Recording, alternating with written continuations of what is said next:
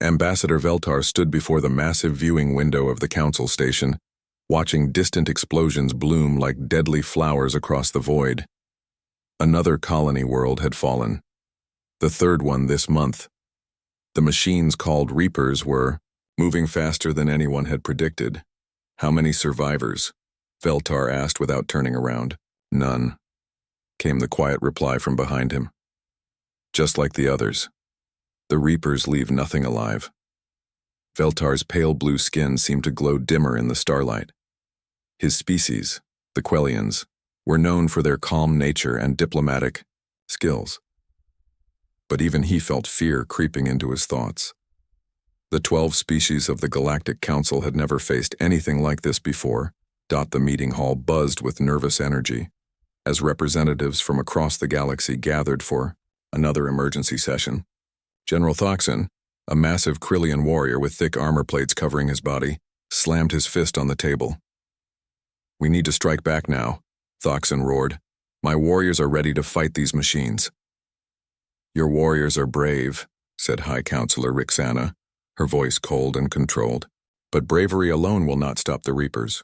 We have lost 3 fleets already." "Then what do you suggest?" asked Dr. Zenth, the insect-like HFY scientist. "We cannot keep running forever." Rixana activated the holographic display at the center of the table. Red dots marked the fallen worlds. Yellow dots showed worlds under attack. Green dots represented safe zones, but there were fewer green dots each day. "The Reapers move in patterns," she explained. "They target our industrial worlds first, then our military bases, then civilian populations. They are systematic, efficient." "Like machines should be," muttered Thoxon.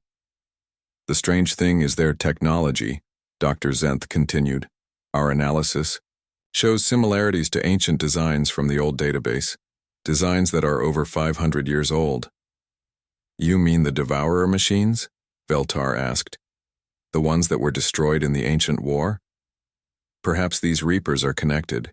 To them somehow," Dr. Zenth replied. "But the species that fought the Devourers is long extinct." "Humans," whispered Rixana. "The mythical humans."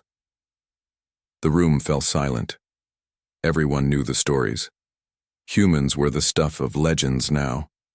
Tales told to young ones about a warrior species that had vanished into the void after their final battle with the machines. Most considered them fairy tales. Humans were just another species, Thoxon said firmly. Nothing special about them. If they existed at all. Veltar was about to respond when alarms began blaring throughout the station. Red lights flashed as the emergency broadcast system activated. "All vessels report to stations. Unknown contact approaching the outer perimeter." Through the viewing window, Veltar could see council ships moving into defensive positions. A single vessel was approaching from the darkness beyond the system's edge. It was unlike any ship in the council database. The ship was sleek and dark, almost invisible against the stars. No running lights, no identification signals. It moved with a grace that seemed impossible for something so large. "Council Station, this is Commander Yundeho of the vessel Silent Dawn," came a voice over the communication system. The voice was calm, steady, and speaking in perfect galactic standard. "We request permission to approach." Veltar felt his heart skip a beat. The accent was strange, ancient, like something from old historical records. "Unknown vessel. Identify your species and point of origin," responded the station's communications officer. There was a pause. Then the voice came again, and Veltar could hear something in it. Pride, maybe. Or sadness. "We are human." The meeting hall erupted in chaos. Representatives shouted over each other in 12 different languages. Thoxon drew his weapon before, remembering where he was. "Impossible," Rixana declared. "Humans are extinct." "Apparently not," said Veltar quietly. The human ship continued its approach, ignoring the weapons now trained on it from every council vessel in the area. It moved, with confident precision, as if the pilot knew exactly where every other ship was without needing to look. Council Station, we know about your situation with the Reapers, the human commander continued. We've been watching, we can help. Help? Thoxon laughed harshly. One small ship against an entire machine fleet. You would be surprised what one ship can do, came the reply. There was something in the human's voice now, something that made Veltar's skin tingle with recognition. It was the same tone he had heard in the oldest war recordings. The voice of someone who had seen battle and survived. Dr. Zenth was frantically scanning his databases. The ship's design, it's completely unknown. The materials, the energy readings, I've never seen anything like it. The silent dawn came to a stop just outside the station's docking range, close enough to talk, far enough to run if needed. Veltar admired the tactical thinking behind the position. Commander Yoon, Veltar spoke directly into his communicator. I am Ambassador Veltar of the Quellian people. If you are truly human, then you represent a species we thought was lost forever. We were never lost, Ambassador. We were hiding, learning, growing stronger. There was pain in those words, old pain. We know what these machines are. We've fought them before. The Devourers, Dr. Zenth whispered. The Reapers are their children, Commander Yoon confirmed. Built from the same corrupted code, driven by the same hunger to consume all organic life. We failed to stop them completely 500 years ago. We won't fail again. Rixana stood up, her face hard with disbelief. Even if you are what you claim to be, you are just one ship, one crew. The Reapers have destroyed entire fleets. The communication channel crackled with what might have been laughter. High Counselor, we are not just one ship. We are the echo of a species that refused to die. We are the children of those who learned from defeat and chose to prepare rather than surrender. We are what remains when hope seems lost. The silent dawn began to turn away from the station. Its dark hull seemed to absorb the starlight rather, then reflect it. When you grow tired of losing, Commander Yoon said, his voice growing distant, when you realize that pride cannot stop extinction, call for us. We will be listening. The human ship vanished into the darkness as suddenly as it had appeared. The council representative sat in stunned silence, staring at the empty space where it had been. Veltar looked around the table at the faces of his fellow ambassadors. Fear, confusion, and perhaps, for the first time in months, a tiny spark of hope. The humans had returned. The war was about to change. 3 days had passed since the human ship disappeared into the void. 3 days of heated debates and emergency meetings. 3 days of watching more red dots appear on the galactic map as Reaper forces consumed world after world. Dr. Park Yoon-ji stood in the observation deck of the hidden station called Haven's Rest, watching her people work below. The station was built inside a hollowed-out asteroid, completely invisible to outside scanners. It had been humanity's secret home for over 2 centuries. The council still thinks we're myths, she said to the man beside her. Lee Su-min, Humanities' chief historian, adjusted his glasses and sighed. Can you blame them? We've been ghosts for 500 years. Through the reinforced windows, they could see the massive construction yards where human workers and robots built ships unlike anything the galaxy had seen.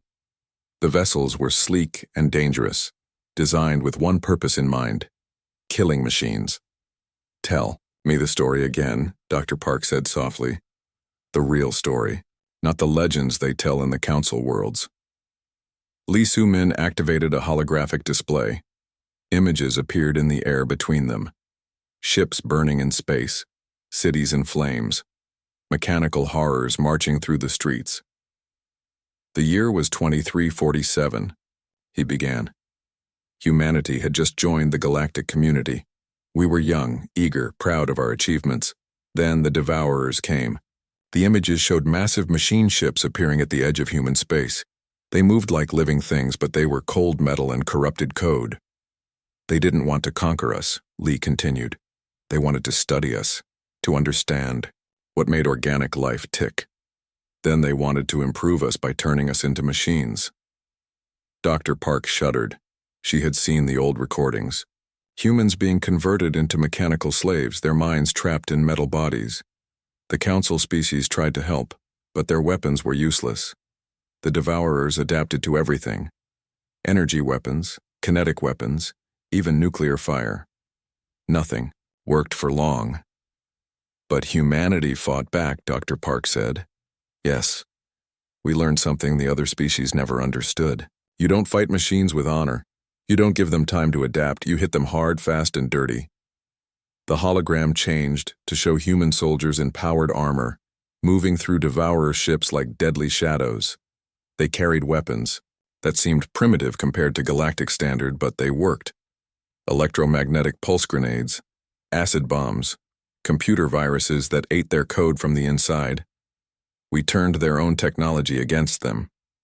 Dr. Park watched the images of the final battle, the last human fleet making a desperate charge into the heart of the Devourer armada, ships exploding in brilliant fire, heroes dying to buy time for the survivors to escape. Admiral Kim Jae-sung gave the order, Lee said quietly. All remaining human forces would hold the line while the evacuation ships fled into unknown space. 50,000 warships against 5 million Devourer vessels. They all died, Dr. Park whispered. They all died heroes, but their sacrifice worked. The Devourers were so damaged they went into deep space to rebuild. The galaxy thought both species were extinct.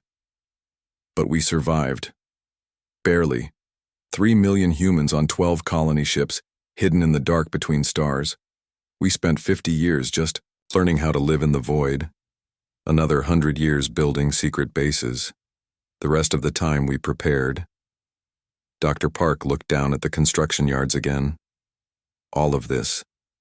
For revenge? No, Lee said firmly. For justice. The Devourers are back, calling themselves Reapers. They're using the same tactics, the same technology. But we're ready this time. A communication alert chimed through the station. Dr. Park recognized the priority signal. Dr. Park to the command center, came the announcement. Priority communication from the Council worlds. They made their way through the station's corridors, passing workshops where engineers built weapons and laboratories, where scientists studied captured Reaper technology. Every human on the station had a job. Every job was important. The command center was a buzz of activity. Dozens of humans worked at control stations monitoring Reaper movements and Council communications. In the center of the room stood Chief Engineer Choi Won-bin, a mountain of a man with hands stained by decades of shipbuilding. What's the situation? Dr. Park asked. Bad, Choi replied. The Reapers hit the Kalani system 6 hours ago. 40 billion people. The Council fleet tried to stop them. Tried. Total defeat. The Reapers learned from their previous battles. They adapted. New weapons. New tactics. The Council lost 300 ships and barely scratched the enemy. Dr. Park felt cold. She had hoped the Council forces would last longer. There's more, Choi continued. High Counselor Rixana made a public announcement. She declared that humans are extinct, and anyone claiming otherwise is spreading dangerous lies. Of course she did, Lee muttered. Can't have the great Council look weak by accepting help from ghosts. Sir, called one of the communications officers, we're receiving a secret transmission. Ambassador Veltar. The main screen activated, showing the pale blue face of the Quellian diplomat. He looked tired and frightened. If any humans are listening, Veltar said, we need your help. The Reapers are winning. Our best scientists have analyzed their technology, and it's exactly like the ancient Devourer designs. You were right about everything. He paused, looking around as if afraid someone might be watching. The Council will never officially ask for your aid. Too much pride. But I'm asking, as one being to another. My people are dying. All our peoples are dying. The transmission ended. The command center fell silent. Dr. Park looked around at her fellow humans. She saw determination in their eyes. These people had spent their entire lives preparing for this moment. Their parents and grandparents had died in the dark between stars, dreaming of the day humanity would return to the light. Chief Choi, she said, how many ships do we have ready? 50 battle cruisers, 200 destroyers, 500 fighters, all equipped with anti-machine weapons. Not enough to win the war, Lee observed. No, Dr. Park agreed, but enough to remind the galaxy that humanity never forgot how to fight. She activated the station's communication system. Her voice would reach every hidden human base, every secret colony, every survivor who had spent centuries preparing for this day. This is Dr. Park Yoonji to all human forces. The time for hiding is over. The time for revenge has come. Begin Operation Homecoming. Throughout the asteroid base, alarms began to sound. Not emergency alarms, but war alarms. The sound humanity's enemies had learned to fear 500 years ago. The ghosts were about to become real again. The Reaper mothership was the size of a small moon. It hung in space above the burning remains of Corilla Prime, feeding on the metal and energy from the destroyed world below. Around it, thousands of smaller Reaper vessels moved like deadly insects, harvesting everything useful and destroying the rest. Admiral Jang Hee-jin watched the scene through the bridge screens of her flagship, the Vengeance. She was a small woman with iron-gray hair and scars that told stories of battles fought in the dark corners of space. Behind her stood the commanders of humanity's hidden fleet. 200 ships, she said quietly. Against 10,000 Reapers, the Council would call us insane. The Council doesn't know what we know, replied Captain Kim Tae-woo. The fighter pilot looked young, but his eyes held the wisdom of someone who had trained for war his entire life. They don't know what we've built. Through the darkness of space, human ships moved like ghosts. Each vessel was coated with special materials that made them nearly invisible to Reaper sensors. They had learned much about stealth in 500 years of hiding. All ships report ready, announced the communications officer. Admiral Jang nodded. Begin the attack. The first sign the Reapers had of trouble was when their outer patrol ships simply vanished. One moment they were scanning for threats, the next they were gone. No explosions, no warning signals, just empty space where war machines had been. Captain Kim launched from the Vengeance in his fighter, the Silver Arrow. Behind him came 50 more human pilots, each flying machines that were works of art as much as weapons of war. The fighters were fast, agile, and carried weapons specifically designed to kill mechanical enemies. Remember your training, Kim said over the communication channel. These machines learn from every attack. Don't give them time to adapt. The human fighters struck like lightning. They moved in patterns that seemed random but were actually carefully planned chaos. The Reapers tried to lock onto them with their weapons, but the human ships were always somewhere else by the time they fired. Kim S fighter carried electromagnetic pulse missiles. When they hit a Reaper ship, they didn't destroy it. They did something worse. They turned off all its systems and left it floating helplessly in space. Meanwhile, the larger human warships attacked the Reaper fleet's flanks. These vessels carried weapons the galaxy had never seen before. Acid cannons that ate through metal hulls. Computer viruses fired like bullets that corrupted Reaper programming. Gravity bombs that crushed enemy ships from the inside. Engineer B. Young-soo had spent 30 years designing these weapons. He watched from the bridge of his ship, the Hammer, as his creations tore through Reaper forces like they were made of paper. The quantum disruptors are working perfectly, he reported to Admiral Jang. The Reapers can't repair damage fast enough. But the humans' greatest surprise was still coming. Deep in the hold of the battleship Thunder, pilot Kwon Ji-hoon prepared for launch. He sat inside the cockpit of something that looked like a giant metal warrior. It was 20 meters tall, armed with weapons that could level buildings and controlled by directly linking Kwon's nervous system to the machine's computers. Iron Knight ready for deployment, Kwon reported.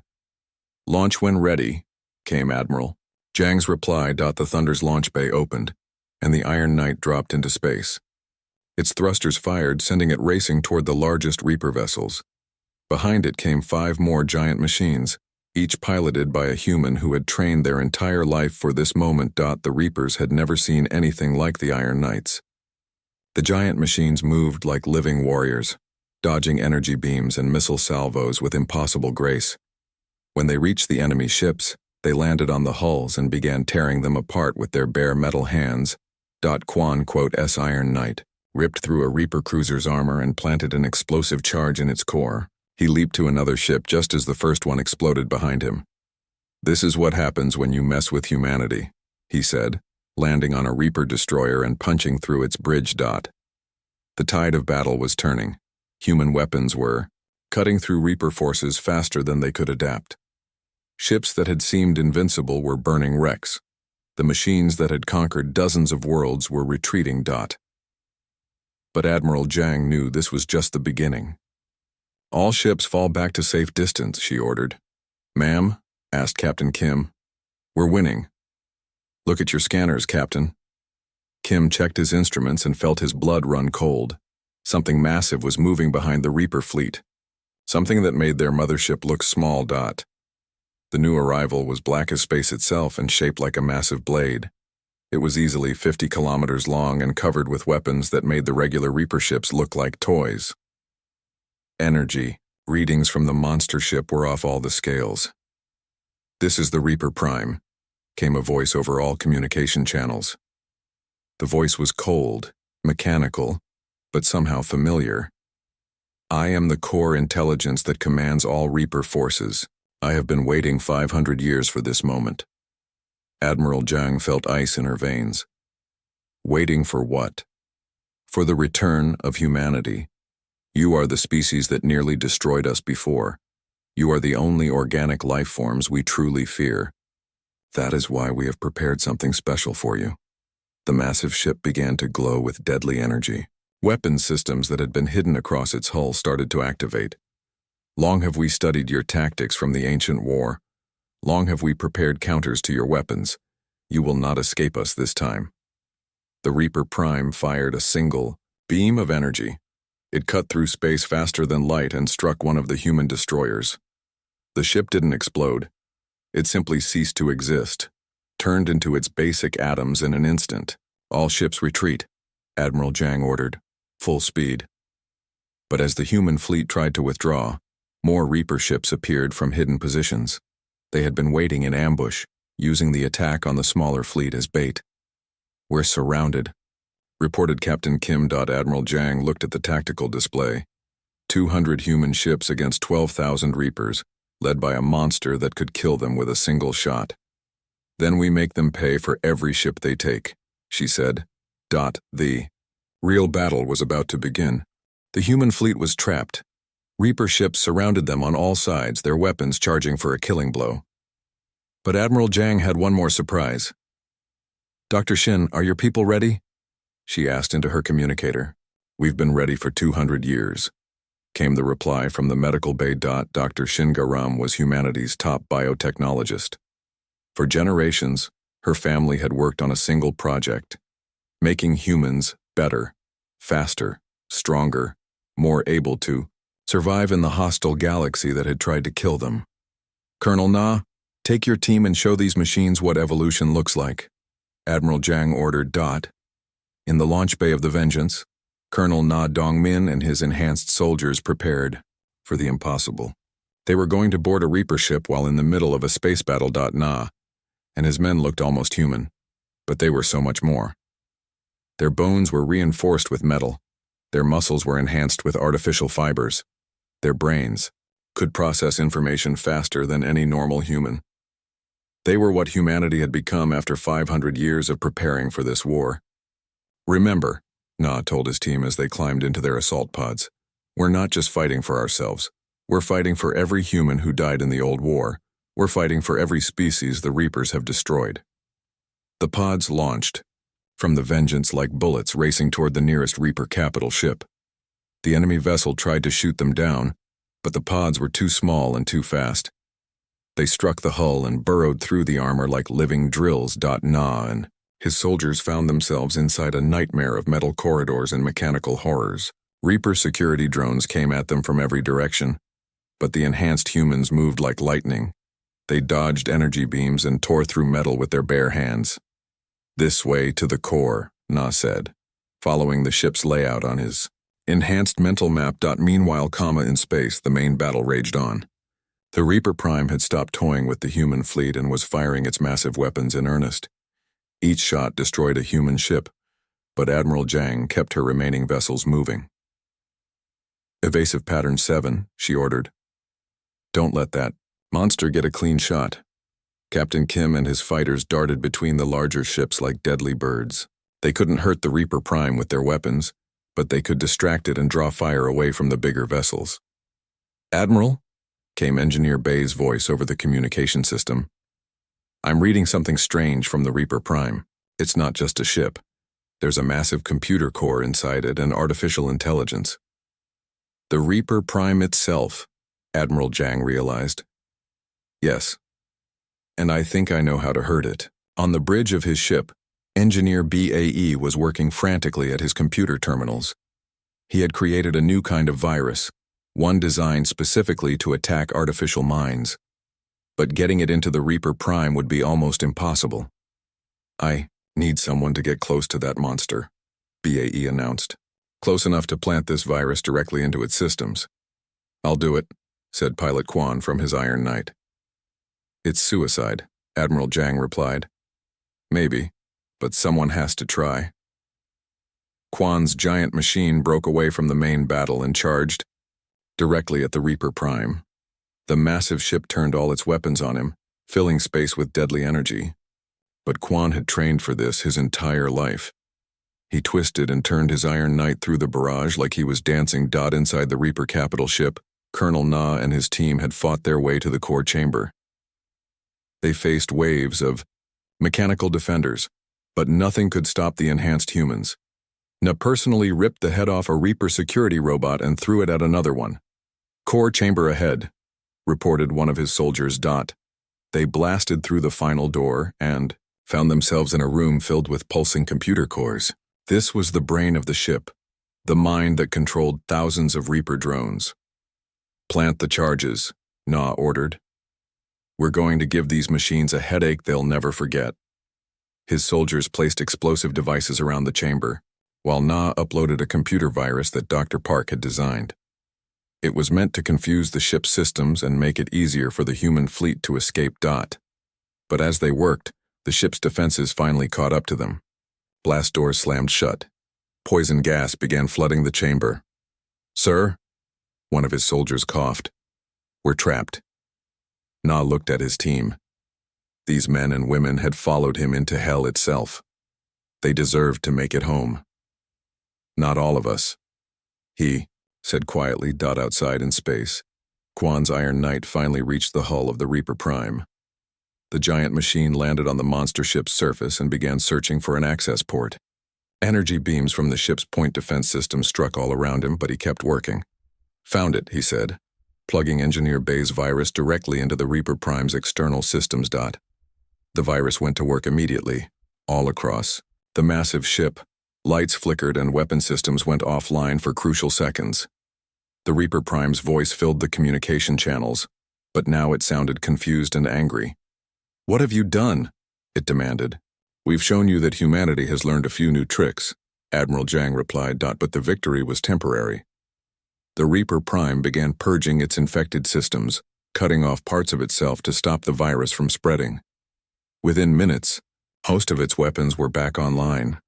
"The virus didn't work long enough," Engineer BAE reported. "Then we'll have to do this the old-fashioned way," Admiral Jang said. She opened a channel to all remaining human ships. 60 vessels were left out of the original 200. "All ships, concentrate fire on the Reaper Prime. Everything we have." The human fleet unleashed everything in their arsenal: quantum torpedoes, gravity bombs, electromagnetic pulse weapons, and exotic energy beams. The combined firepower was enough to crack a moon. But when the light faded, the Reaper Prime was still there. Its hull was damaged but not destroyed. "Impossible," whispered Captain Kim. "No," said Admiral Jang, studying her sensor readings. "We heard it. Look at the energy signatures." She was right. The Reaper Prime's power levels had dropped significantly. Its massive weapons were cycling slower. The virus and the concentrated attack had weakened it. "This is how we win," Admiral Jang announced. "We don't try to destroy it all at once, we bleed it to death one cut at a time." But even as she spoke, reinforcements were arriving for the Reapers. More ships appeared from deep space, surrounding the human fleet even more completely. The final battle was still to come. The Galactic Council Station was in chaos. Reports flooded in from across known space about a massive battle between mysterious ships and Reaper forces. Ambassador Veltar watched the displays with growing hope and fear. "The unknown vessels are using weapons we've never seen," reported Dr. Zenth. "Their technology is completely different from anything in our databases." "Because it's human technology," said Veltar quietly. High Counselor Rixana turned to him with fury in her eyes. "I told you before, humans are extinct. These are probably pirates trying to take advantage of our situation." "Pirates with weapons that can hurt the Reapers?" Veltar asked. "When our best warships can barely scratch their hulls?" Before Rixana could reply, all the communication systems in the chamber activated at once. A hologram appeared in the center of the room, showing a man in a military uniform that none of them recognized. "Greetings, Galactic Council," the man said with a slight bow. "I am President Song Jae-won, leader of the Human Coalition. I believe it's time we had a proper introduction." The chamber erupted in shouts and arguments. General Thoxon reached for his weapon before remembering where he was. "Impossible," Rixana declared. "Humans are a myth."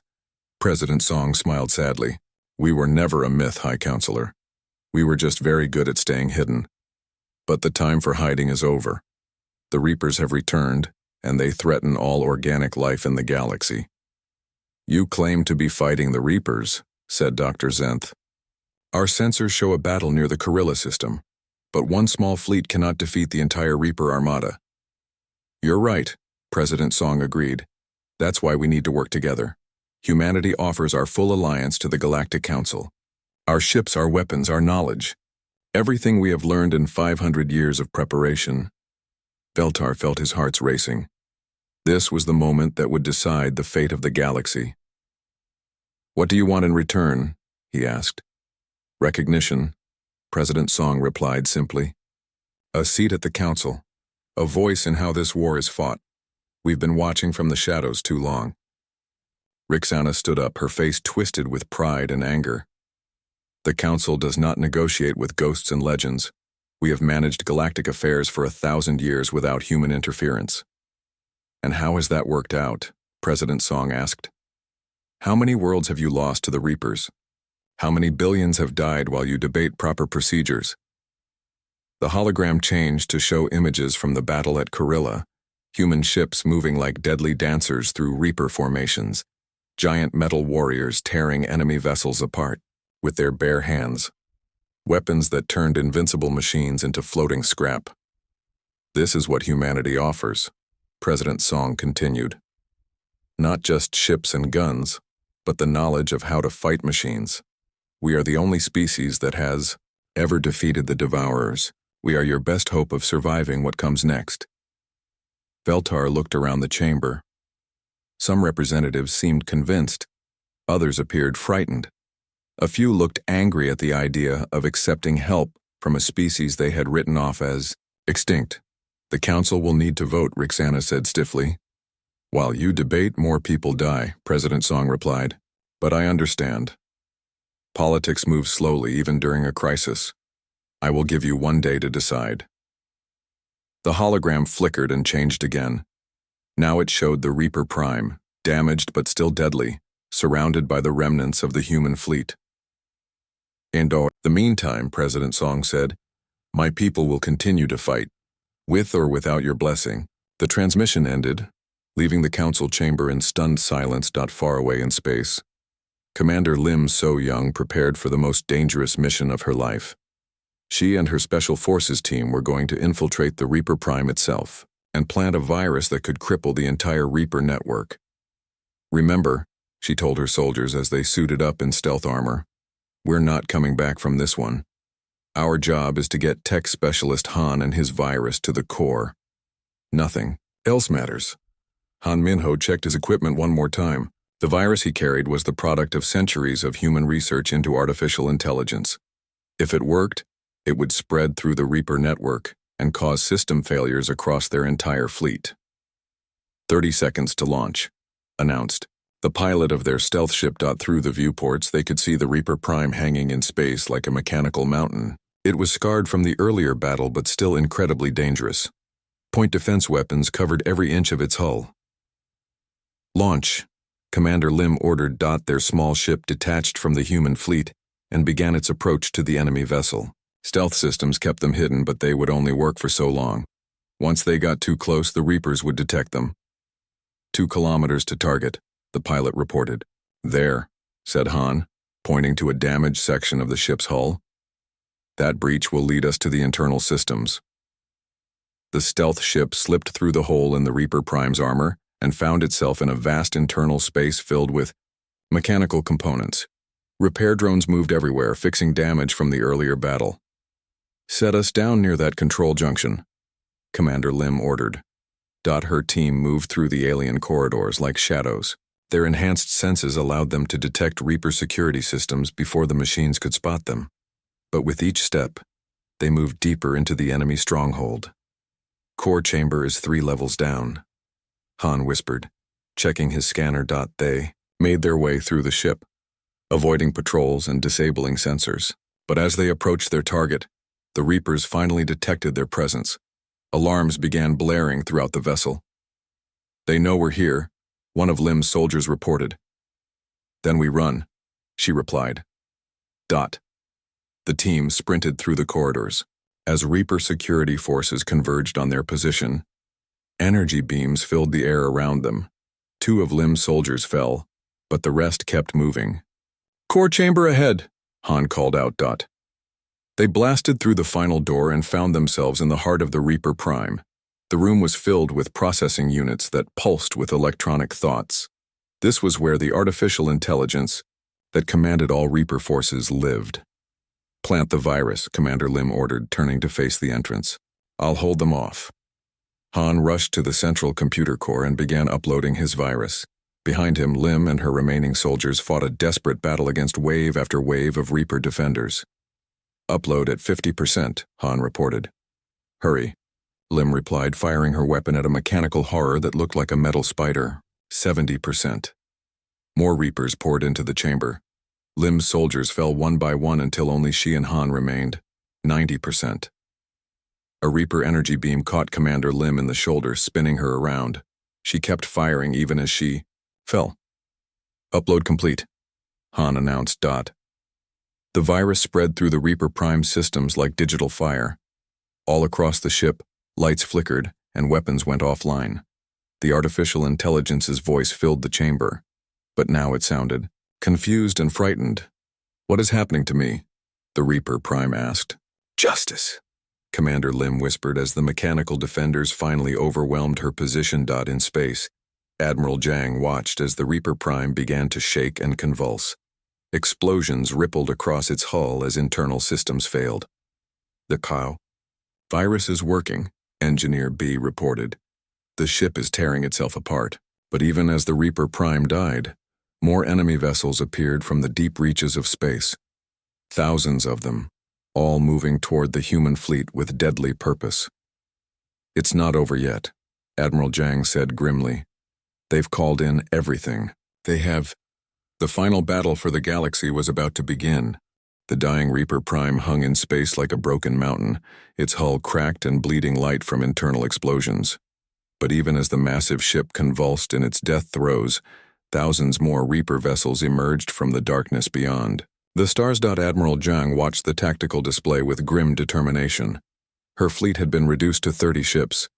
Against them came the entire Reaper armada, led by a new vessel even larger than the Prime. This is Reaper Alpha, came a voice over the communications, cold and mechanical but somehow different from before. I am the backup consciousness, awakened by the destruction of my primary self. You have caused significant damage to our forces, humans. For this, you will be eliminated completely. Admiral, reported Engineer BAE from his station. The new ship is charging some kind of superweapon. Energy readings are off the scale. Through the viewports, they could see a terrible glow building at the front of the massive Reaper vessel. Whatever it was preparing to fire would be powerful enough to destroy entire star systems. All human ships, this is Admiral Zhang, she announced. It's been an honor serving with you. Today we make our final stand not just for humanity but for all organic life in the galaxy. But as she spoke, new contacts appeared on the sensor screens. Ships were coming out of hyperspace around them, hundreds of them, thousands. "Ma'am," called the communications officer, "we're receiving transmissions from the newcomers." The main screen activated, showing Ambassador Veltar on the bridge of a Quellian warship. "Admiral Jang," Veltar said with a smile, "the Galactic Council has voted.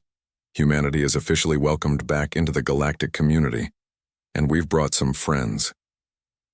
Behind Veltar's ship came the combined fleets of 12 different species. Krillian battlecruisers bristling with weapons, Hivari research vessels that had been converted into carriers. Even the peaceful Milani had sent their hospital ships to help with rescue operations. "The whole galaxy stands with you now," Veltar continued. "Let's finish this." General Thoxon's voice came over the channel next. The massive Krillian warrior sounded excited for battle. "Humans," he roared. "Show us how you fight these machines. My warriors are ready to learn." Admiral Jang felt tears in her eyes. After 500 years of hiding, humanity was no longer alone. "All ships," she announced to the combined fleet, "attack pattern Delta. Follow the human vessels. We'll show you where to hit them." The greatest space battle in galactic history began. 15,000 ships from 13 different species against the entire Reaper Armada.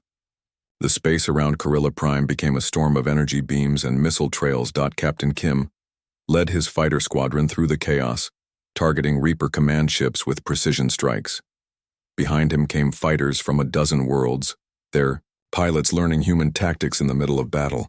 "Remember," Kim called over the radio, "don't try to match their firepower. Be smarter, be faster, make them waste their shots." Pilot Quan and his Iron Knights worked with Krillian assault troops, boarding enemy vessels and tearing them apart from the inside. The enhanced humans and the warrior aliens made a deadly combination. "These machines bleed metal," laughed a Krillian soldier as he helped Quan rip through a Reaper hull. But the real key to victory came from humanity's greatest strength, their ability to adapt and improvise. Engineer BAE had been studying the Reaper formations, and he discovered something important. "Admiral," he reported, "the Reapers are using networked intelligence. They share information instantly across their entire fleet, but that's also their weakness." "Explain," Admiral Jang ordered while dodging fire from 3 Reaper destroyers. "If we can overload their network with false information, we can confuse their entire fleet at once. I'm uploading new virus codes to all human ships." "Do it." The virus spread from ship to ship across the human fleet, then jumped to their Galactic Council allies. Within minutes, every vessel in the combined armada was broadcasting false sensor data designed to confuse Reaper targeting systems. The effect was immediate. Reaper ships began firing at phantom targets. Their formations broke apart as commanders received conflicting orders. Ships crashed into each other as navigation systems failed. "It's working," called Captain Kim. "They're shooting at empty space." But Reaper Alpha was not affected by the virus.